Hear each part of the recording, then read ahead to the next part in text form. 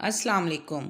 والدین کے حقوق جب وہ وفات پا جائیں تو کون کون سے ہیں، ضرور اس ویڈیو کو سنیں۔ پہلا حق، اولاد کو چاہیے کہ ان کی وفات کے بعد اپنے والدین کی نماز جنازہ میں شرکت کریں، کیونکہ یہ والدین کا سب سے پہلا حق ہے جو اولاد کو پورا کرنا چاہیے۔ دوسرا حق، جب بھی دعا مانگیں اپنے والدین کی گناہوں کی بخشش مانگتے رہیں، یہ ان کا حق ہے، اللہ تعالیٰ ان کی مغفرت فرمائے۔ تیسرا حق، ان کے دوستوں کی عزت کرنا، ان کا ادب و احترام کرنا شریعت نے لازم قرار دیا ہے، اس طرح قبروں میں انہیں راحت ملے گی۔ اللہ تعالیٰ سب کے والدین کو راحت نصیب فرمائے۔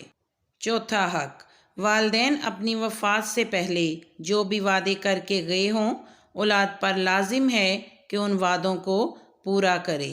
پانچواں حق، آپ صلی اللہ علیہ وآلہ وسلم نے فرمایا، جو رشتہ داری والدین کی نسبت سے ہے وہ برقرار رکھی جائے۔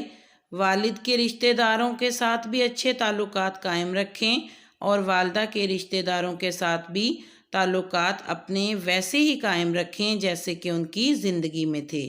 اللہ تعالیٰ جن کے ماں باپ وفات پا چکے ہیں ان کے درجات بلند فرمائے، اور جن کے والدین زندہ ہیں انہیں صحت مند تندرستی والی زندگی عطا فرمائے، آمین۔